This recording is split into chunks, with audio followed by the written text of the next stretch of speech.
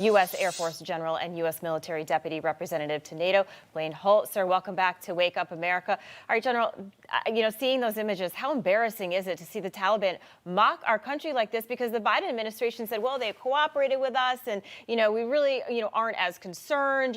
This is a success, and this is what we're seeing. So speaking for veterans, I'm sure many of them, this is disgusting. This is not...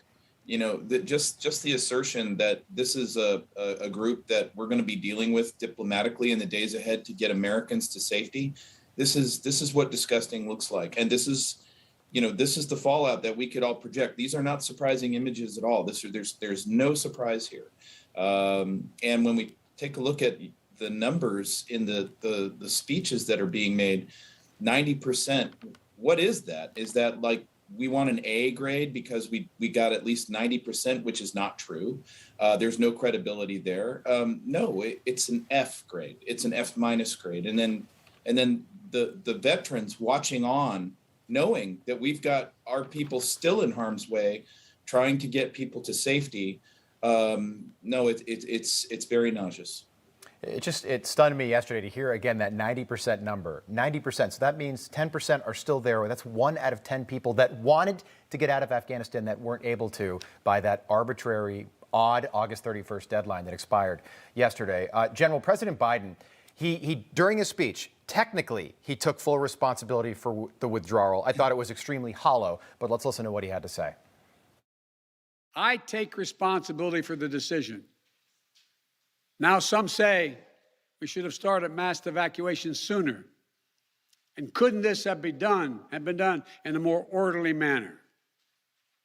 I respectfully disagree.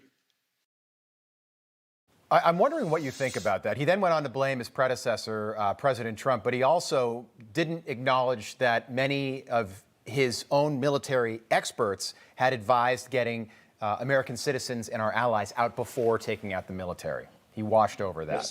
So the president had been offered military advice since the day that he took office about Afghanistan and these issues. The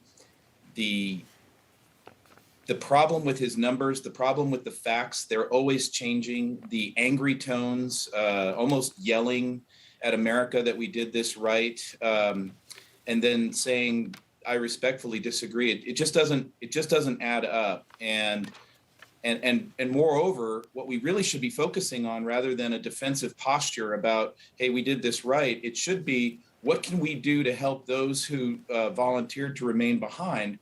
And in my networks, at least, I'm hearing from folks that, the State Department and others are not being cooperative with the veterans groups that are trying to get people out with overflight clearances, with landing clearances in other countries.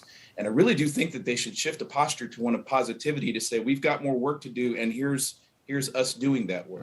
Yeah, General, we have about 15 seconds left, but yesterday in President Biden's speech, he said, what happened in 2001, we really should focus on what's happening in 2021. He almost alluded to, well, they're not really a threat anymore. We need to focus on threats now. But it seems as if they're a threat. A well-armed threat.